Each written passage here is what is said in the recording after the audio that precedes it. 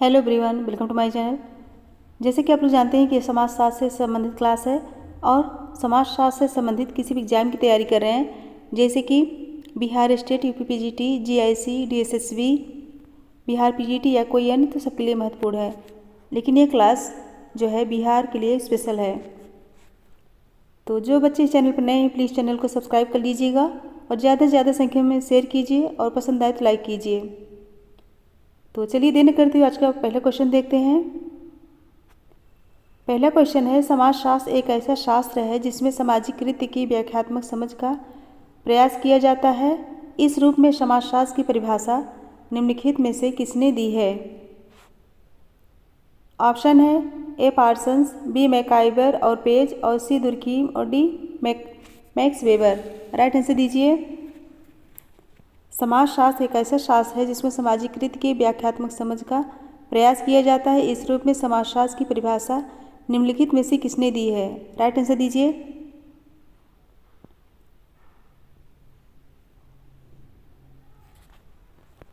कौन सा राइट होगा?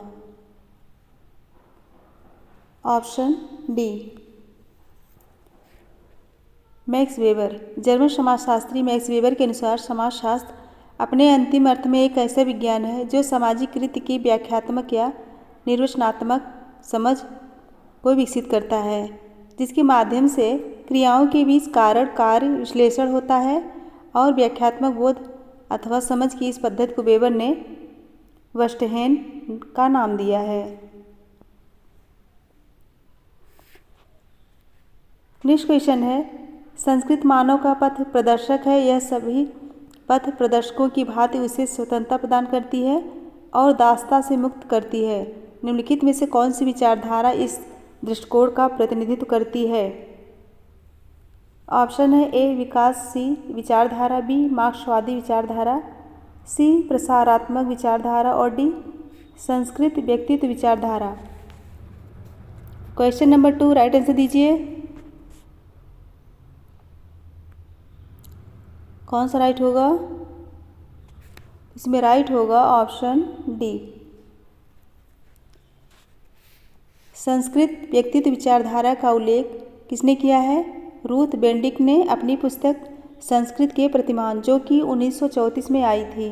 कब आई थी? 1934 में। और इस पुस्तक में उन्होंने मुख्य रूप से व्यक्तित्व और संस्कृत के बीच संबंधों का उल्लेख किया है।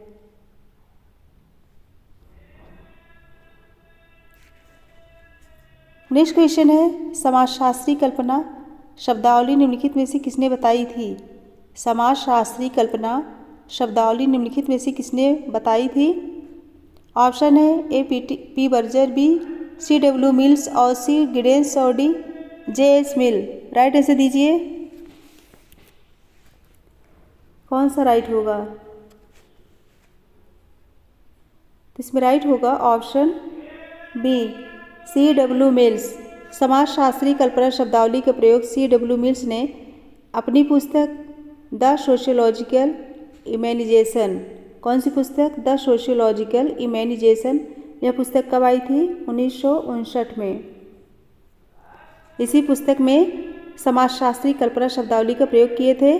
और समाजशास्त्री कल्पना एक समाजशास्त्री दृष्टि है, विश्व को देखने का एक नज़रिया है और जिसके माध्यम से आभासी समस्याओं और महत्वपूर्ण सामाजिक मामलों के बीच संबंधों को देखा और परखा जा सकता है।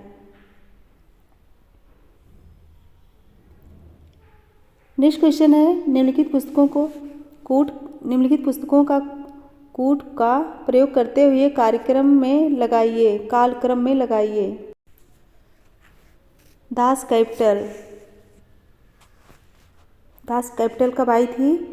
यह आई थी 1867 में और इसके लेखक हैं कार्ल मार्क्स।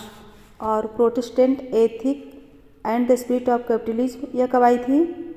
यह आई थी 1906 में और इसके लेखक हैं मैक्स वेबर। और पैटर्न्स ऑफ कल्चर, यह आई थी 1934 में।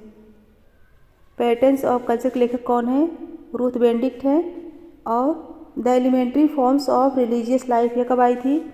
1912 में। इसके लेखक कौन है? दुर्कीम। अब कालक्रम में लगाइए, कौन सा राइट होगा? ऑप्शन 1, 1 2 4 3, पहला, दूसरा, फिर चौथा, फिर तीसरा। 1 2 4 3 इस तरह से लगेगा। नेक्स्ट क्वेश्चन है, समाज में प्रत्येक व्यक्ति की नई परिस्थितियाँ होती हैं। एक व्यक्ति से जुड़ी विभिन्न परिस्थितियों को निम्नलिखित रूप में जाना जाता है। ऑप्शन है परिस्थिति असंगत, बी परिस्थिति क्रम, सी परिस्थिति पुंज और डी परिस्थिति उत्तराधिकार। राइट आंसर दीजिए। Question number 5।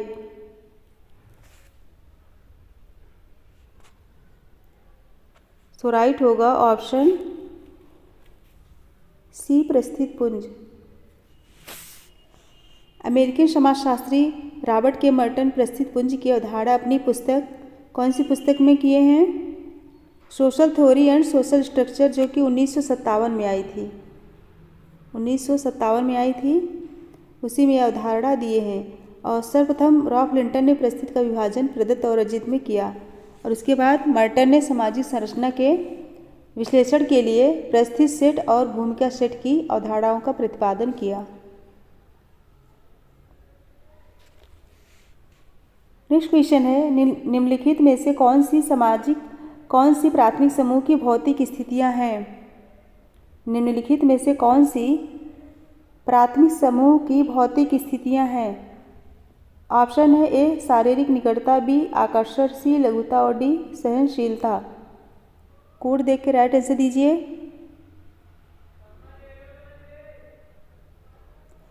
कौन सा राइट होगा? तो इसमें राइट होगा ऑप्शन डी शारीरिक निकटता और लघुता सहनशीलता।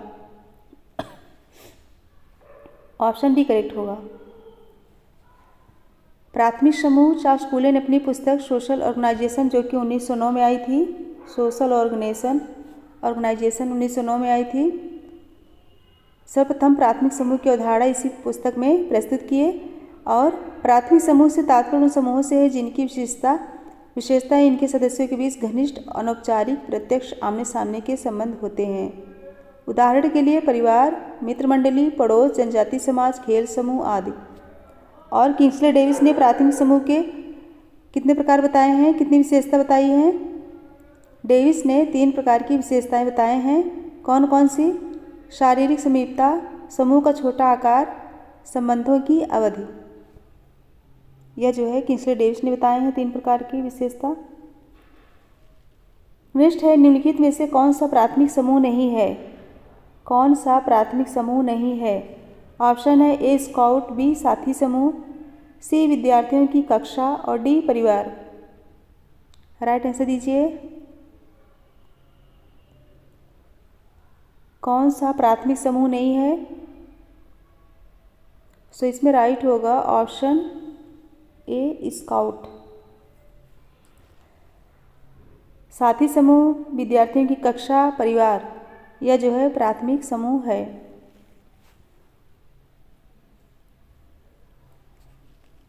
नेक्स्ट क्वेश्चन है, निम्नलिखित में से कौन से किसी सामाजिक समूह की मूल विशेषता है? कौन सा किसी सामाजिक समूह की मूल विशेषता है? ऑप्शन है ए संगठन, बी हमभाव और सी स्वावलंबन और डी सुस्पष्ट सांस्कृतिक लक्ष्य। राइट आंसर दीजिए। समूह की विशेषता, सामाजिक समूह की विशेषता पूछा गया है। इसमें राइट होगा ऑप्शन ए संगठन और हमभाव। ऑप्शन ए करेक्ट होगा। सामाजिक समूह से तात्पर्य ऐसे व्यक्तियों के एक ऐसे संकलन से है जिसके सदस्यगण समान हित एवं रुचियों के आधार पर सामाजिक संबंधों में बंधे होते हैं तथा अपनी क्रियाओं द्वारा एक दूसरे को प्रभावित करते हैं। इस प्रकार सामाजिक समूह में काफ़ी हद तक संगठन तथा हम की भावना पाई जाती है। ऑप्शन ए करेक्ट होगा।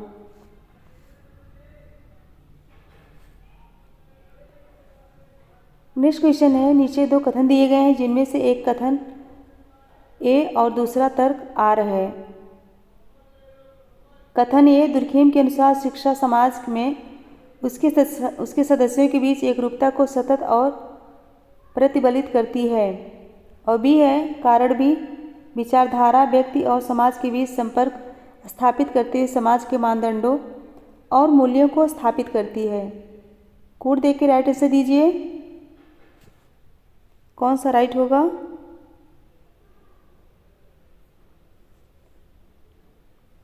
तो इसमें राइट होगा ऑप्शन ए और आर दोनों सही है और आर ए की सही व्याख्या है। दुर्खेम के अनुसार शिक्षा समाज में उसके सदस्यों के बीच एकरूपता को सतत और प्रतिबलित करती है, ए राइट है। और बी, विचारधारा व्यक्ति और समाज के बीच संपर्क स्थापित करते हुए समाज के मानदंडों और मूल्यों को स्थापित करती है, ये भी सही है। तो ऑप्शन ए करेक्ट होगा। नेक्स्ट क्वेश्चन है, सूची 1 को सूची 2 से सुमेलित कीजिए। सूची 1 को सूची 2 से सुमेलित करना है। तो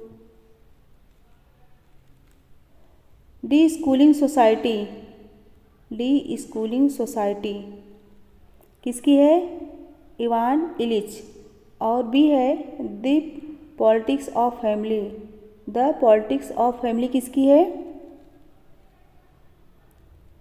तो यह है R.D. लैंग की। और एंटी सोशल फैमिली यह किसकी है, एंटी सोशल फैमिली यह जो है M. बैरेट और M. मैकाइबर। और डी है स्कूलिंग इन कैपिटल अमेरिका,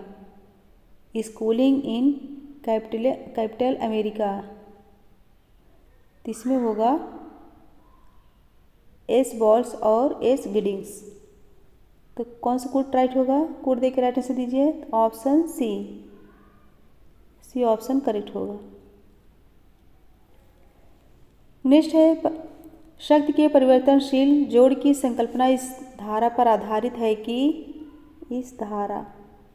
शक्ति के परिवर्तनशील जोड़ की संकल्पना इस धारा पर आधारित है कि ऑप्शन है ए, मूल सामंजस्य समाज के लिए अनिवार्य है, बी, मूल विरोध समाज के लिए अनिवार्य है, सी, मूल तटस्थता समाज के लिए अनिवार्य है, डी, मूल समाज के लिए अनिवार्य है। कौन सा राइट होगा, क्वेश्चन नंबर 12।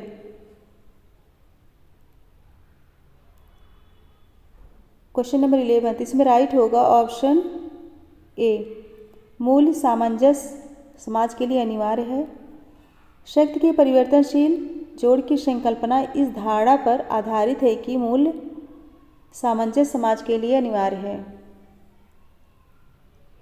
यहाँ लिख लीजिए धारणा।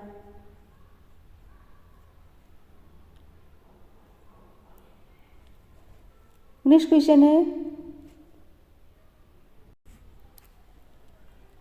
क्वेश्चन है, राज्य यह सुनिश्चित करते हुए विभिन्न समूहों के बीच संतुलन बनाए रखता है कि सरकारी नीति पर उन सबका कुछ प्रभाव होता है जो निम्नलिखित में सर्वोत्तम सुस्पष्टता से दिखाई देता है। ऑप्शन है ए, समाजवादी लोकतंत्र, बी, जनतांत्रिक लोकतंत्र, सी, बहुलवादी लोकतंत्र और डी, पारंपरिक लोकतंत्र। क्वेश्चन नंबर 12 राइट आंसर दीजिए। सो राइट होगा ऑप्शन सी करेक्ट होगा, बहुलतावादी लोकतंत्र। बहुलतावादी लोकतंत्र में सरकारी नीति पर विभिन्न दबाव समूह का प्रभाव होता है और सरकारी नीति उन समूहों के परस्पर विरोधी हितों के बीच सामंजस्य या समझौते का परिणाम होता है, जिससे विभिन्न समूहों के बीच संतुलन बना रहता है। ऑप्शन सी करेक्ट होगा।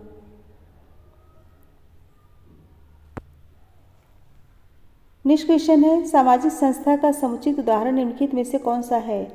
सामाजिक संस्था का समुचित उदाहरण निम्नलिखित में से कौन सा है।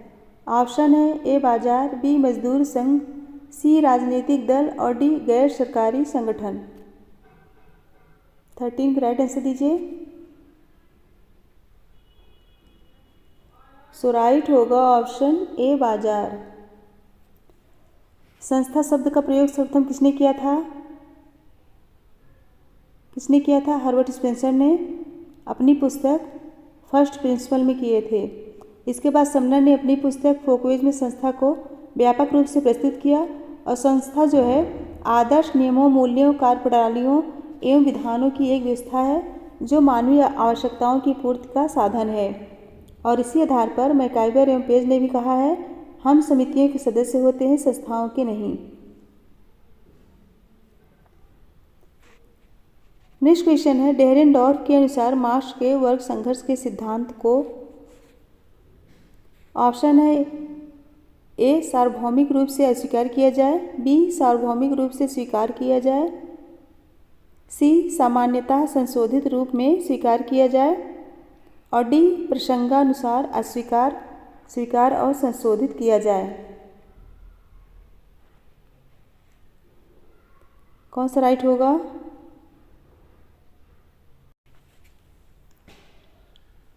इसमें राइट होगा ऑप्शन कौन सा? डी। ऑप्शन डी करेक्ट होगा। प्रसंगानुसार अस्वीकार, स्वीकार और संशोधित किया जाए। ऑप्शन डी करेक्ट होगा। डेहरेनडॉर्फ ने कार्ल मार्क्स के वर्ग संघर्ष के सिद्धांत को न तो पूरी तरह स्वीकार किया न ही अस्वीकार किया, बल्कि प्रसंग के अनुसार स्वीकार, अस्वीकार तथा संशोधित करने का सुझाव दिया। ऑप्शन डी करेक्ट होगा। नेक्स्ट क्वेश्चन है, वह प्रक्रिया निम्नलिखित के रूप में मानी जाती है जिसके द्वारा असहाय मानव शिष्य को धीरे धीरे आत्मबोध होता है, उसे संस्कृत का ज्ञान कौशल प्राप्त होता है जिसमें उसका जन्म हुआ हो। क्वेश्चन क्या है? वह प्रक्रिया निम्नलिखित के रूप में जानी जाती है जिसके द्वारा असहाय मानव शिष्य को धीरे धीरे आत्मबोध होता है, उसे संस्कृत का ज्ञान कौशल प्राप्त होता है जिसमें उसका जन्म हुआ हो। ऑप्शन है ए पुनः समाजीकरण, बी सामाजिक स्थिति, सी समाजीकरण और डी समझ का आदान प्रदान। 15 का राइट आंसर दीजिए। Question number 15।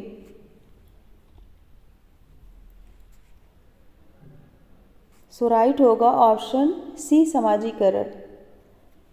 मानव शिष्य जन्म के समय न तो सामाजिक होता और न ही समाज विरोधी, बल्कि वह तो असामाजिक होता है, अर्थात वह समाज के रीति रिवाजों, प्रथाओं, परंपराओं, मूल्यों, विश्वासों, संस्कृति तथा सभ्यता आदि के विषय में कुछ भी नहीं जानता है और सामाजिक संपर्क के कारण समाज में रहकर वह सब कुछ सीखता है। नेक्स्ट क्वेश्चन है, संज्ञानात्मक विकास की अवस्थाएं जो समाजीकरण से संबंधित हो उनकी प्रस्थापना निम्नलिखित द्वारा की गई। संज्ञानात्मक विकास की अवस्थाएं जो समाजीकरण से संबंधित हैं उनकी प्रस्थापना निम्नलिखित द्वारा की गई। ऑप्शन है ए मीड, बी फ्रायड, सी कूले और डी पियाजे। राइट आंसर दीजिए। सो राइट होगा ऑप्शन डी पियाजे। जीन पियाजे एक स्विस मनोवैज्ञानिक थे। उन्होंने अपनी पुस्तक the origin of intelligence in a child, जो कि 1953 में आई थी, इसमें उन्होंने संज्ञानात्मक विकास की अवस्थाओं का उल्लेख किया है और पियाजे ने बालकों पर कई परीक्षण किए जिसके आधार पर उन्होंने यह निष्कर्ष निकाला है कि व्यक्ति संज्ञानात्मक विकास के कई क्रमिक स्तरों से गुजरा है। नेक्स्ट क्वेश्चन है, सामाजिक स्तरीकरण की प्रणाली में सामाजिक पद कुछ गुणों पर आधारित हो सकते हैं, जैसे सामाजिक स्तरीकरण की प्रणाली में सामाजिक पद कुछ गुणों पर आधारित हो सकते हैं, जैसे ऑप्शन है ए पर संस्कृतिकरण, बी विस्तारण, सी आत्मसात्मीकरण और डी संस्कृति ग्रहण। 17 राइट आंसर दीजिए। कौन सा राइट होगा? सो राइट होगा ऑप्शन डी संस्कृतिकरण। सामाजिक स्तरीकरण का तात्पर्य सामाजिक पदों का उच्च और निम्न में विभाजन है। ये सामाजिक पद आरोपित यानी कि एस्क्राइब्ड तथा अधिगृहित यानी कि एक्वायर्ड या निर्मित कंस्ट्रक्ट हो सकते हैं।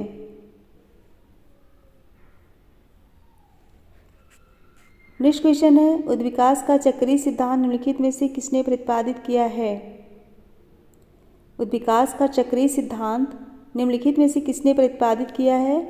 ऑप्शन है ए पार्सन्स, बी इमाइल दुर्खीम, सी स्पेंगलर और डी स्पेंसर। राइट आंसर दीजिए।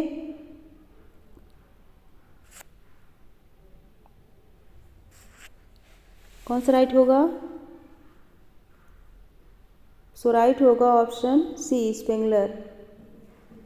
लिंग जैविकी स्थित है जबकि जाति और निजात समूह सांस्कृतिक निर्धारित हैं।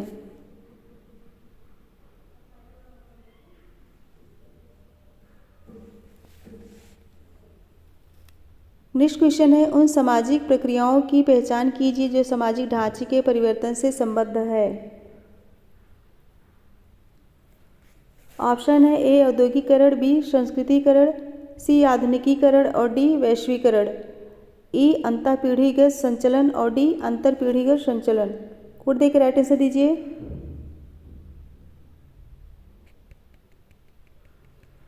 कौन सा राइट होगा?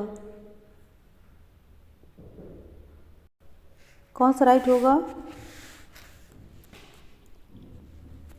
Option B.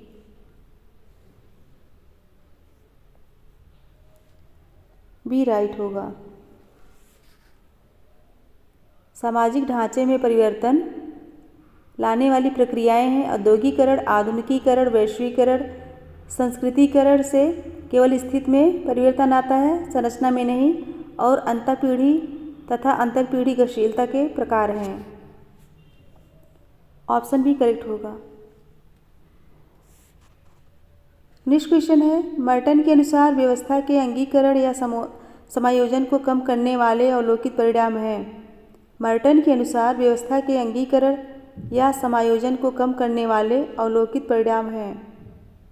ऑप्शन है ए प्रकार, बी गैर प्रकार, सी दुष्प्रकार और डी प्रक्रियात्मक विकल्प। 20 का राइट आंसर दीजिए।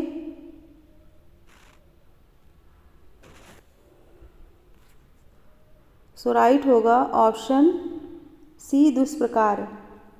मर्टन अपनी पुस्तक social theory and social structure में बताया है कि व्यवस्था के अंगीकरण या सामंजस्य को कम करने वाले अवलोकित परिणाम दुष्प्रकार यानी कि डी फंक्शंस कहलाते हैं। सो ऑप्शन सी करेक्ट होगा।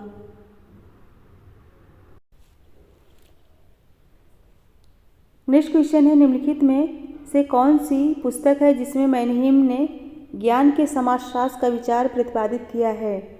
जिसमें मैनहीम ने ज्ञान के समाजशास्त्र का विचार प्रतिपादित किया है। ऑप्शन है ए विचारधारा का अंत, बी इतिहास का अंत, सी विचारधारा और आदर्श राज और डी जर्मन विचारधारा।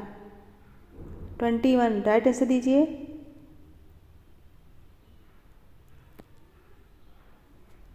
सो राइट होगा ऑप्शन सी विचारधारा और आदर्श राज्य, ऑप्शन सी। समाजशास्त्र की एक पृथक शाखा के रूप में आधुनिक ज्ञान के समाजशास्त्र की स्थापना कब हुई थी? 1920 में, तथा इसे ठोस आधार देने के लिए कार्ल मैनहीम ने 2 पुस्तक, कौन सी? आइडियोलॉजी एंड यूटोपिया कब आई थी? यह 1936 में आई थी। तथा essays of the sociology of knowledge, यह कब आई थी? 1952 में। 1952 में। तो दोनों जो है प्रमुख, इसमें जो है महत्वपूर्ण है, दोनों पुस्तकें इनकी महत्वपूर्ण है, याद कर लीजिएगा।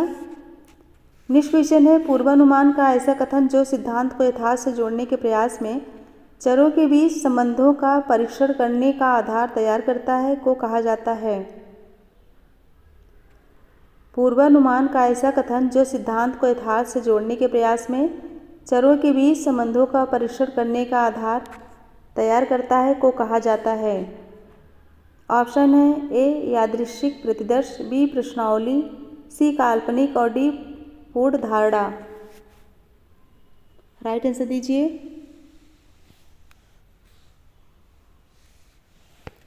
कौन सा राइट होगा? सो राइट होगा ऑप्शन सी।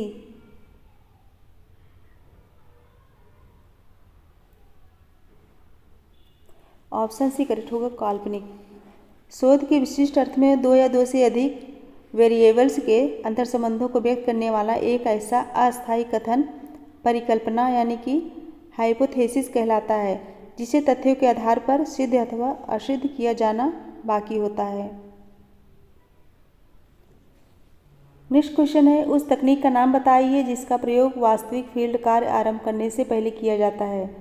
उस तकनीक का नाम बताइए जिसका प्रयोग वास्तविक फील्ड कार्य आरंभ करने के पहले किया जाता है। ऑप्शन है ए प्रायोगिक अध्ययन, बी जनसंख्या अध्ययन और सी एकल अध्ययन और डी सर्वेक्षण। राइट आंसर दीजिए क्वेश्चन नंबर 23। सो इसमें राइट होगा ऑप्शन ए प्रायोगिक अध्ययन। वास्तविक फील्ड कार्य आरंभ करने से पहले उपकरणों की लघु स्तर पर जांच, प्रश्नावली, अनुसूची, साक्षात्कार आदि तथा समग्र शोध प्ररचना के परीक्षण को पूर्वगामी प्रायोगिक अध्ययन अथवा पायलट स्टडी कहते हैं। इस प्रकार का अध्ययन प्रारंभिक स्तर पर ही आवश्यक सुधार, संशोधन और परिष्करण के उद्देश्य किया जाता है। नेक्स्ट क्वेश्चन है, कार्ल मार्क्स द्वारा प्रतिपादित सही तार्किक क्रम को पहचानिए। कार्ल मार्क्स द्वारा प्रतिपादित सही तार्किक क्रम को पहचानिए। ऑप्शन है ए वर्ग अपने आप में, वर्ग अपने लिए, सामाजिक परिवर्तन, वर्ग। और बी है वर्ग अपने आप में, वर्ग अपने लिए, वर्ग संघर्ष, सामाजिक परिवर्तन। और सी है वर्ग अपने आप में, वर्ग संघर्ष, वर्ग अपने लिए, सामाजिक परिवर्तन। और डी वर्ग अपने लिए, वर्ग संघर्ष, वर्ग अपने आप में, सामाजिक परिवर्तन। यहाँ होगा वर्ग अपने आप में, वर्ग अपने लिए, सामाजिक परिवर्तन। 24 का राइट आंसर दीजिए।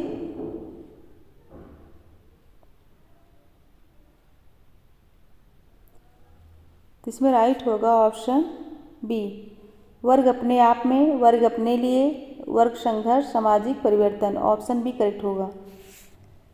जर्मन आइडियोलॉजी नामक पुस्तक में मार्क्स ने वर्ग संबंधी दो अवधारणाएं दी हैं। कौन सी? क्लास इन इटसेल्फ और क्लास फॉर इटसेल्फ।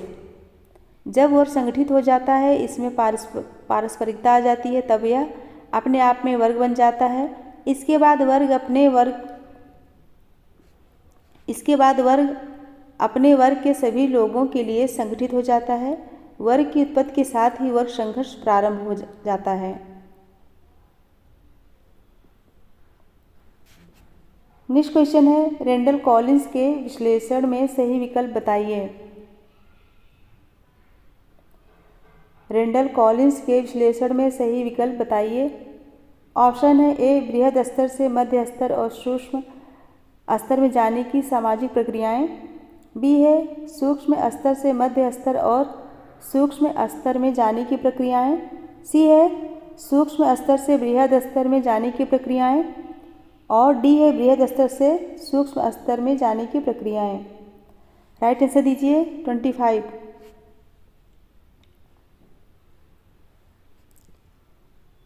इसमें कौन सा राइट होगा?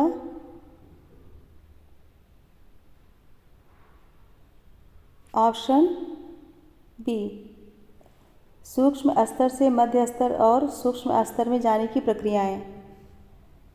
अमेरिकी समाजशास्त्री रेंडल कॉलिंस यथार्थवादी दृष्टिकोण में विश्वास रखते हैं। किसमें? यथार्थवादी दृष्टिकोण में। उनका सिद्धांत सूक्ष्म स्तर से मध्य स्तर और सूक्ष्म स्तर में जाने की प्रक्रियाओं से संबंधित है। ऑप्शन बी करेक्ट होगा। फ्रेंड, इसके लास्ट में एक क्वेश्चन है, इसका आंसर जरूर दीजिएगा। अच्छे से पढ़ के तभी आंसर दीजिएगा। आज के क्वेश्चन थोड़ा टफ थे मेरे ख्याल से। तो फ्रेंड्स, मेरे साथ बने रहने के लिए बहुत बहुत धन्यवाद। Thank you so much everyone. Good bye and good night. Answer जरूर दीजिएगा, भूलिएगा नहीं।